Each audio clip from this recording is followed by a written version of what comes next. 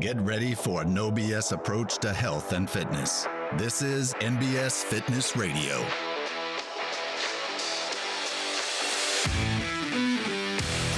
What's up? We are back on NBS Fitness Radio, and I am here with Angie Foree. Angie is in her 5th year here as a coach at NBS Fitness, and is also one of our nutrition coaches. So this month, our theme is nutrition. So we're going to go over the top 3 kind of obstacles, roadblocks that people face with regards to their nutrition, and then how we help them get through it. Correct? Correct. All right, let's roll into it. Angie, what is the number one obstacle, mistake, issue that people have with regards to their nutrition? Probably in my experience, number one is lack of knowledge. So they've responded by things that they hear in the media, see on TV. You know, I refer to the 90s as, what was it? Oh, it was like it was like low fat, which ended up high carb. I call it the Snackwell's decade. Gotcha. So it's kind of like going with whatever the media or commercials say that they should do. So just a lack of overall general knowledge of what they should do. Gotcha. Probably is number one. Yeah, so it's like a lack of knowledge, but do they recognize it as a lack of knowledge, or do they kind of go like, well, I mean, I've heard this stuff, so I kind of believe it. Yeah, no, because what happens is, and not to pick on any one thing, so to be careful, because some different things work for different people, but they've used the light switch approach off and on, because they hear, okay, so I'm going to follow, let's just say, for instance, I heard that I can lose a lot of weight if I just go keto. Yeah. And so they'll go from eating bad food to just going keto, and they do experience some weight loss, okay, because they've kind of cleaned things up a little bit. So they're eating less calories. Things have gotten better overall, but that's not typically a good, sustainable long-term, plan to follow. Yeah. And so when they go to a birthday party or whatever, and the carbs kick back in, what happens? They gain the weight they lost back, and then usually results in more. So they flip the switch back off. Gotcha. And so it's just responding to what they're trying, like they think they know that's a good thing, and it is temporarily. So yes, they do think they're doing the right things, but consistency. So maybe like a lack of comprehensive knowledge. The knowledge they do have is more just like marketing. Exactly, because it's such a huge business, They've been exposed to the marketing nutrition knowledge, not what actually works. Right. Well, hey, this works for them because, everybody else on Jenny Craig has lost weight, or whatever the case may be, not to pick on anybody. Okay, so how do you help them kind of navigate that? Well, generally speaking, we kind of go with let's look at what balanced nutrition looks like. Yeah. So I tease people all the time when I do this because I will literally draw out a plate on a piece of paper with a marker, cut it in half. Okay, what do you think needs to go here? So we just try to educate from a balanced approach so that we can create a foundation. So if we do want to go and branch off later on and try a keto for a little while, that's okay. We have something to go back to. Yeah. And that's not the drive-through, So we're going to go back to this plate. We call it the plate method. So it's just building a little bit of consistency with that plate. So making sure we're getting in some vegetables, making sure we're getting in complex carbs, what the difference in complex carbs and simple carbs are, making sure that there's a little bit of healthy fat in each meal that they take in, and then plus an appropriate amount of protein. So just the visual concept is what we go with initially. Probably helps people to also understand what is a protein, what is a fat, and what is a carbohydrate, and have that. The plate method does a good job of helping them kind of identify, I need each of these things on my plate. Right. And so my consultations are very interactive. Okay. Cause I'll get teenagers, and then we need to teach these kids, now how to eat. Just because they're kids, they don't need to eat. They don't need garbage disposals. And I come up against that quite a bit, I'll just give the leftovers to the kids. No, no. Let's create, some healthy steps for kids too. And so creating that plate method, and then we identify, okay, let's talk about what vegetables, and we'll make a list of vegetables. Okay, make sure that they like those vegetables. Yeah. Don't tell me some random vegetable that you're never going to eat. Yeah. That defeats our purpose here. And Lima beans. Lima beans. Do you like lima? No. No. Okay. Well, we're not going to put those on your plate. Let's talk about like what you're actually going to eat. Do you like green beans? Love green beans. Great. Let's just get. I don't care if we can eat green beans every day. Yeah. Let's just find a vegetable that you like. Yeah, just getting you in the rhythm of eating vegetables. Yeah, just put a plant on your plate. Yeah. Let's just put a plant on the plate. And then, picking out several options for lean proteins. What does that look like? And then fats. Okay, do you know what healthy fats are? And we go through, a few of those. We keep it simple. Yeah. Because when you're starting someone out, simple is not always easy, right? So we've got to create some steps where they can find some success. Yeah. And so that's usually going to be the first step. It's just creating success here, balanced nutrition, and we're going to try to work that in multiple times a day. Yeah. So basically, giving people some kind of basic foundational knowledge of what is a protein, what is a fat, what is a carb, what are some vegetables, and how to get those implemented in your diet on a regular basis. Right. And then helping them understand, it doesn't have to be gross, eating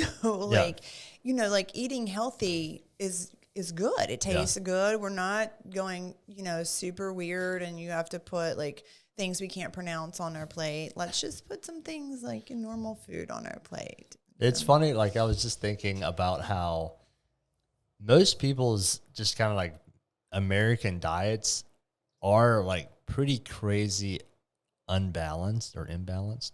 And in the sense that it'd be way overconsumption of carbs, way overconsumption of sweets, probably way overconsumption of alcohol. And then their solution to man, I've got a really unbalanced diet. Let me just unbalance it the complete other way. No meat whatsoever. Yeah. Or no carbs whatsoever. No carbs. Let me just eliminate completely some giant food groups, and just when you just say it like that, you're like, oh yeah, that sounds like a bad idea. Maybe I should go from an unbalanced diet to a balanced diet before I try to go to a completely unbalanced diet in the other direction. And what does that balance look like? Yeah. That's definitely, and people really feel like carbs are the bad guy. And I'm like, no, the overconsumption of anything, so we just need to find what works for you consistently, and just, you get to pick those out. I'm going to give you some guidance, but you get to pick those out. Yeah. The carbs are the bad guy thing is, for so many people, for most people don't burn very many calories in a day. They just sit around at a desk. They don't do anything. They don't have any muscularity. They don't move at all. So it's carbs are the bad guy. It's just you eat way more carbs than you could ever possibly burn off. That's why you gained weight. Right. And those pastries that are coming into the office every morning, they're not helping. That's not helping. Yeah, that's not helping. That being said, if you're going out and training and burning lots of calories, you probably need some carbs. That's a lot of times when people are I'm gonna try keto, what do you think? I'm and this is this and this. I'm but there's no chance you're gonna get your ass kicked in the gym doing this type of training. If you're doing longer duration cardio or maybe just strength training, short 2-3 reps, it's probably not gonna have much of an impact. But trying to do high intensity training on a ketogenic diet just kicks your daggone butt. Yeah. Yeah, there's just nothing left. Yeah. You're just you're spent before you're halfway through the workout. Yeah, because you do not have the main energy source necessary for that type of activity. No, you have nothing to pull from. Yeah. All right, so that's kind of issue number one. Yeah, confusion by the media, not comprehensive, information. Gotcha. And you solve that by providing them better information and better guidance. We're going to make it as simple as we possibly can. Yeah. And then just kind of create, that pattern of behavior. And so that's probably going to be the second biggest challenge is people's consistency. Okay. And so it takes time. Yeah. It takes time. And I'll have, so we, like our action steps, the way I kind of do things is like, we're going to create that balanced plate, and they may not have ever thought about what a fat should look like. Yeah. And so we just need to get consistent there. And so the action steps are going to reflect, okay, maybe this is all we work on for the first month. We're just going to work on this balance so we can get really consistent with that. And so, and again, they've been in these up and down, nothing consistent over any period of time. We're just kind of rolling with what the media tells us to do. Why do you think people struggle with the consistency? Well, we all want results really fast. Yeah. Right. And so if we don't get them, like in the amount of time we think we should, like, if the media tells you can drop 30 pounds in 30 days on the keto diet, when that doesn't happen, you gain up. You not only, lose what you gain, but you gain 5 more, or gain what you lose, but you gain 5 more. Then we're done with that one. Yeah. So there goes that consistency right out the window. So now we're waiting for the next best thing. Yeah. And so I think because true weight loss does take time. Yeah. That's why, people have a hard time with that consistency. We don't want to put the time in. Yeah. But just like training, training takes time. Right? Yeah. And so I feel like so much of nutrition is habit based, and it's difficult to get out of those habits because so much of nutrition is based off of like ease of food acquisition and also taste. And so like we've just done a good job as America is providing easy to access food that tastes really good. Yeah. And trying to do it, trying to kind of break those habits can be tough. It's really tough. And then what I find is that people are really hard on themselves whenever they, when that consistency does become difficult for them to build. And, I try to find the bright spots along the way, but it is very hard to get someone who's been inconsistent for, let's just say 20 years, 20, 30. We're talking about an entire, multiple decades of, poor nutrition and lack of consistency. Yeah. So we're not going to change that immediately. Yeah. We're not going to change it in 1 week, 2 weeks. We're going to create some momentum, and so we're going to focus on that momentum. So, okay, can we get consistent with just having breakfast every week or every day? What does that look like? Yeah. Okay, are we getting that done? That's a great big win. When you came from, driving through McDonald's and getting a, whatever biscuit sausage, and now we're having actual vegetables and maybe eggs or whatever we've set it up to be. Yeah. I usually will help them create a cooked meal and then also a shake on the go. Yeah. So we try to take, not to use the word excuses, but we want to create a system that will work for their lifestyle. Yeah. And then let them get consistent with that system. Yeah. And so, so building that consistency day by day, little by little, moment by moment, 1%, right? Yeah. 1% each day. Yeah. I think that's that. The other benefit lately is because so many people are now trying to get fit is you actually have a lot of options that taste really good. Yeah. Are healthy and are convenient to get, like whether that be meal prep foods by Amped or protein shakes. Yeah. Like on the go bars, or those options exist for people who need to be able to find quick and easy to go. Yeah, stuff. and my goal is like to try to create such success that it's almost fail proof. Yeah. Okay, so I use Costco a lot. I use it in my own life. I use it in our nutrition consults. Yeah. And like, okay, Costco is a great place for easy meal prep. Mm-hmm. They pull the chicken off the bone for you, stick it in a bag. All you have to do is pick it up, go buy it. Yeah. Okay, go buy it, put it in your fridge. Your chicken is taken care of for the week.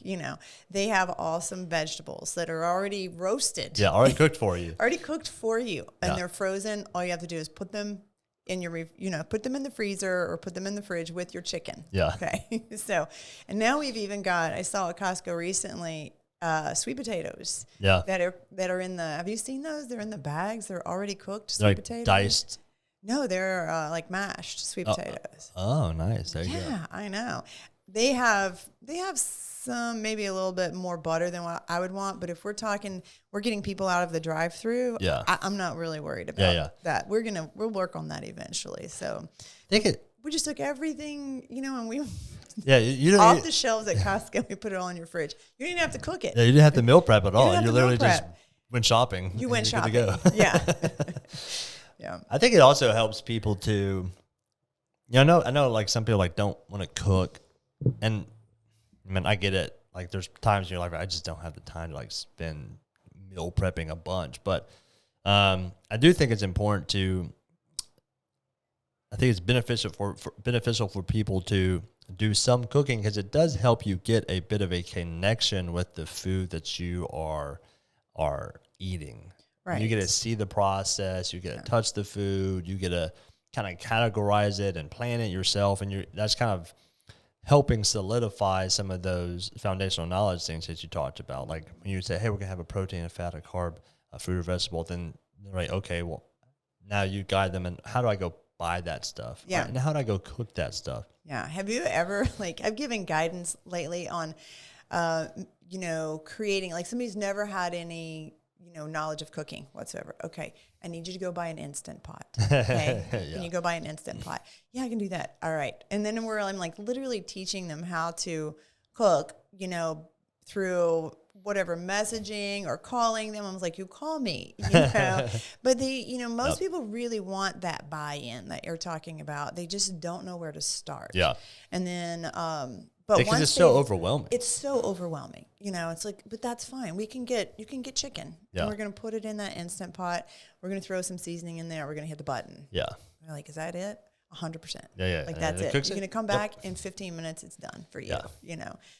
So we've had those conversations quite a bit, because they do want to have that buy-in. They want to learn. They want to be independent of I mean, I've had clients that have had literally fast food every single day, and they don't want that. Yeah. So they know there's a little bit of a buy-in, and there's going to be a little friction along the way. We've got to take the time to do it.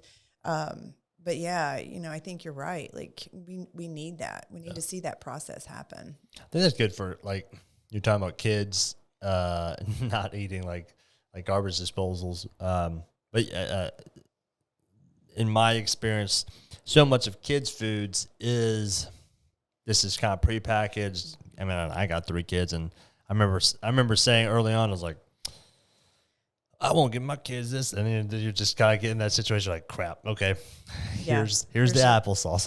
Yeah, and your pack of goldfish. Here's your goldfish and your veggie strolls. Yeah, I know. It happens, but it can be the exception and not the rule. And that's where I think we need to, bring this to the kids. And I make sure that anybody that I work with who has kids, like, you don't need to cook 3 different meals. Yeah. Your family can eat. They can eat exactly what you're not going to bitch about it, but they can learn to like it just like you can. Yeah. And so I've had this one lady whose kids are like that. They've got one that's really picky. The other one will just kind of eat whatever. And I said, well, the picky one, he wants fast food. Yeah. It's like, okay, well, you've got to give the guidance here. You can pick, 2 different restaurants, and you can say, these are your choices. Which one do you want? One can be Chick-fil-A, and the other one can be Moe's or whatever. Yeah. Something that they can create meals that are closer to what you're trying to get them to. Yeah. And then the older kid, he actually got involved on helping meal planning. Yeah. And so, like, they just started making it this family, sort of this whole family affair. Like, let's just sit down together and let's create. And so it gives them those tools early on, especially if their kids are athletes. Yeah. They don't need to be eating garbage. Well, they're not athletes. I mean, 20% of kids are obese. That's crazy. Yeah. 1 in 5 kids are obese. And in fact, in Memphis, the first child died of COVID. She was 11 years old, morbidly obese, and had type 2 diabetes at 11. Yeah, that's tragic. That is tragic. I don't think people quite realize like the negative impact it's going to have on a kid's just life and health by being obese as a little kid. And so, or the positive impact of like helping to teach some of these good nutritional habits at early on, how much that will carry on later in life. If your kids see you get used to eating food as protein, carb, fat, vegetable, they get to see you prepping it. They're involved in that process. They're being educated and ingrained into that kind of healthy eating. Then the likelihood that they find themselves at 30 not knowing how to cook or prepare anything is far less likely. Right. Yeah. And with Jackson, he's 14 now, which is actually kind of crazy. But for the last few years, like when we talk about nutrition, when I talk about it around him, I'm like, if he's hungry, I'm like, okay, buddy, let's pick a protein. Yeah. Okay. And that's how we do things. We pick a protein. All right. That's great. He'll pick, chicken or fish, whatever. He likes fish a lot. And I was like, okay, now we need to pick a vegetable. Yeah. Not a big vegetable eater. He will eat green beans. So if we need to live on green beans, that's fine. And he'll eat those. But like just helping him understand and know now like what each of those categories looks like. Yeah. Really helps. And then, yesterday was his first training session with Mitch. Oh, man. Yeah, I know. And Steve took him home, and he was really hungry. And he goes, I need to eat. I want to get big, so I'm going to eat lots of protein. So he had fish, and then he got a skillet out, and Jackson was cooking eggs. He goes, I'm going to eat some eggs, and I want some fish. I don't know what else he had with it. I wasn't home yet. That's great. But I was like, I don't think I've ever seen him get excited about eating. Is he in 8th grade? Yeah. Okay. 8th grade this year. Yeah. 8th or 9th grade was about when I started kind of wanting to eat a different way, because I wanted to get big. And I remember asking my mom to teach me how to cook eggs. Yeah, that's where he is. Teach me how to cook eggs. Teach me how to cook oatmeal. I think we bought pre-made chicken breast, and what it is. But yeah, to anyone dealing with kids who don't want to eat whatever, I was a super picky eater when I was a kid. I didn't want to eat any vegetables, and not that vegetables are my favorite at the moment. But here we go. However many years later, I became less of a picky eater and will eat my vegetables. Yeah. I think it's just normal for kids to kind of go through that. Yeah. I'm not eating a vegetable. Yeah. We look at Penelope, who's our granddaughter. She's 14 months old now, and she eats the squeezy packs of vegetables. But as far as getting her to actually eat a green bean or whatever, she's not there. If it's a vegetable mixed with applesauce, it's happening. Yeah. But it takes time. But if you just kind of keep at it, they'll circle back. Yeah. They'll circle back. For sure. So. All right. So we got kind of lack of knowledge, lack of consistency, and then what's number 3? So I'll get often, I know what to do. Oh, okay, yeah. So, but you're not doing it. Yeah. So probably the accountability is going to be that next one, because there's a large group of people that they do know how to eat. Yeah. But they don't. So maybe we had a college course, on nutrition, or we, whatever the case may be, but not having that accountability to hold them to eating those things, they miss that piece. And so, yeah, I think we've joked about this before, but I've never sat across the table from someone in a nutrition consult who didn't know that the way they ate was bad. Right. So it's not that they're unaware that fast food is not the best choice for them, or that they're way over consuming calories, or that their weight is too high. They have too much body fat on them. Yeah. And that is a result of their nutrition. All that's, they're aware of it. Yeah. The question is if you know what to do, why aren't you doing it? Right. Yeah. So recently I talked with someone, and I was like, well, tell me a little bit about your nutrition. Oh, it's horrible. Okay, horrible. He goes, yeah, most every meal is fast food. Yeah. Okay. Well, and then we got down to okay, let's do some nutrition coaching. I know what to do. But you're not doing it. So we're going to do some nutrition coaching. Yeah. Yeah. We like to think that we can rely on the knowledge that we have, but that accountability is huge. Knowledge without action is pretty worthless. That leads us into the drive-through. Right, exactly. So, and I think the other thing about knowing what to do is a good thing, but unless you are a coach yourself, what I'm trying to say is the benefit of working with a coach is like you've probably spent several thousand hours in consult talking to people through different nutritional roadblocks and obstacles, right? Right. You've seen a lot of things. You've come up with a lot of different solutions to the exact same problem, Right. right? And you help people navigate through those struggles. And knowing what to do is better than not knowing what to do. But you only have really one solution to whatever problem that is that you're trying to solve, and it's clearly not working. Right. And working with someone else actually provides you, of course, it provides you accountability, but it provides you a significant amount of more knowledge, because two people working together to try to solve a problem is always better than one person trying to do it themselves. Yeah. Yeah. And then when they hit some sort of issue, you know, and they'll reach out to me, and I'm like, well, what do you think the best option is? You know, because you're in that situation. You tell me. And so just having somebody to kind of bounce those ideas off of, because again, we already know what to do, but now you need a little bit of encouragement, or you need some validation that you did make the right decision. Or you need to be giving yourself a little grace. You know, so a lot of my clients they'll get locked in, super focused, and then they give themselves no grace. And they'll just say that they really messed up, and, you know, whatever the case may be.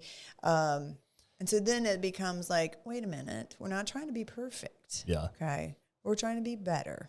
And you've done so great. I also think it helps having an objective point of view. In pretty much every situation, most people, it's impossible to have anything but a subjective point of view when it comes to yourself. And because of that, emotions come into the equation way too much. And for so many people, they just make terrible decisions because they make emotional decisions.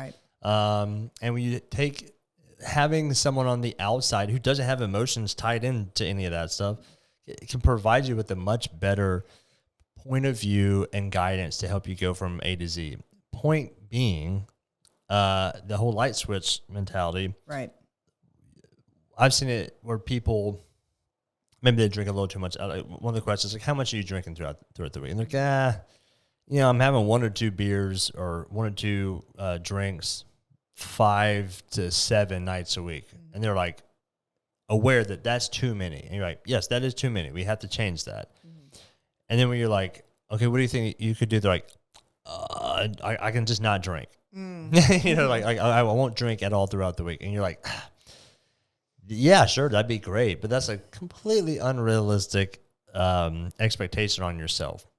I like where your head is with that, but let's take a baby step approach to that. They're not thinking of it like intelligently, objectively. It's just emotions coming into it. Well, yeah, because I know I need to fix it. And I want to fix it tomorrow. So what's the most extreme thing I can do? I'm going to flip the switch. Versus you go, hey, look, that's probably not going to happen. Why don't we start off doing, 5 drinks a week, and you can have them on whatever days you want. I don't care. You have them all one night, probably not the best, but you can have one throughout the week, but you can have 5 total a week. We're going to decrease it in half. And they're like, oh, yeah, okay, that's a better decision. I'll do that because they instead. can stick with that. They can be successful there, And that's a pretty good point that you brought up too, because the alcohol, like we do a lot of, we go through everything in a consultation session, and like drinking is one of the things that's kind of peaked over the last year because people, COVID and depression and all of us sitting at home, and now they've, we can have the wine, behind the Zoom call, and drink it, you just, make the screen go black or whatever. And so that has been a difficult place for people to navigate. Probably almost not quite 100% of my my nutrition clients, but at least 80%. But what happens is they just pick up a habit. And so then it's like, all right, we picked that up, but we can turn that around too. And then it's that slow, gradual process to get them back where they once were. And preventing that flip approach.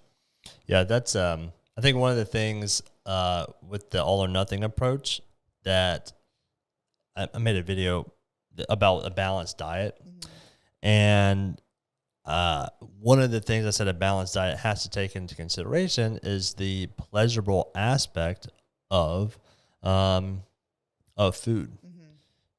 Food does have an emotional piece to it. Right. We use food to create emotional responses within ourselves to make us feel good. We use it for social aspects as well. And to discount that's silly and unrealistic, right? It's unrealistic to expect that you're never going to go out and enjoy a meal with family, or that you're never going to have a beer on a Friday night at the end of a hard week. Right. So, and a balanced diet includes space for that, right, without that being the only purpose of what we eat, or completely unbalanced in the other direction. So, the idea being that a balanced diet isn't just the foods within the actual meal. A balanced diet is like the mental and purpose-built approach to your nutrition and your food as a whole. Yeah, the way I like to approach that, because, I'll get asked, well, do I get a cheat meal or do I get a cheat day? And I'm like, well, first of all, we're not going to call it cheat. We're not going to call it cheat anything, okay? Because cheat has such a negative connotation. What do you think of when you think of cheating? Yeah. Okay, it's all negative. There's nothing positive about the word cheat. Yeah. And so we change that. I like to change that terminology, change that mindset. And so we want to enjoy food because like you mentioned, it tastes good. We do have an emotional connection to food, which is okay as long as it's not what drives us every single day. Yeah. So yesterday we celebrated your birthday. So we enjoyed some different things that none of us would eat on a normal basis. So we had chocolate pie and we had tamales. Typically those two things don't go together. Yeah. That sounds awful when you put them together. Chocolate pie and tamales. Chocolate pie and tamales. Well, that was a joyful day. That was a joyful meal. So so I like to kind of help people use that term. It's like, that's our joy food. You're going to go to a birthday. You get to enjoy, whatever's happening. Now, we don't go all out and eat I call it an a-hole, So we don't want to eat like an asshole whenever we're doing those things, but it can, those foods and those social events and times bring us joy, and we need to celebrate those. It just becomes the exception and not the rule. So we created space in it to be able to have that. We created space because you are on point 85% of the time. And if we want to enjoy something 15% of the time, that's okay. We're not trying to create perfection every day. Now, if your goals are different and you have to have some sort of laser focus. I'm trying to do a bodybuilding show. That's a different discussion. But 99% of the time, people are just trying to create a balanced life with doing the right things with their nutrition. Yeah, I think the person who can stick with 90% is going to be far more successful than the person who tries to go at 100% but can't stick with it. Oh, absolutely. Because then what happens? You just go off the go between 100 to 0. Yeah, exactly. All right. Well, very cool. Hopefully that helps some folks out. Kind of to sum it up, the three kind of biggest mistakes were? Three biggest mistakes: confusion, not knowing what to eat, so lack of knowledge. Second would be using the light switch approach, so lack of consistency. And the third is we all need accountability. Yeah. So that's what we get. Awesome. That's what we provide at MBS Fitness. All right, Angie, thanks for coming on the podcast. Thanks, David. All right, MBS Fitness Radio out. Thank you for listening to NBS Fitness Radio. If you enjoyed the podcast, be sure to share it with your friends, follow us on social media, and check out our website at www.nbsfitness.net. Hit the subscribe button and tune in next time for more NBS Fitness Radio.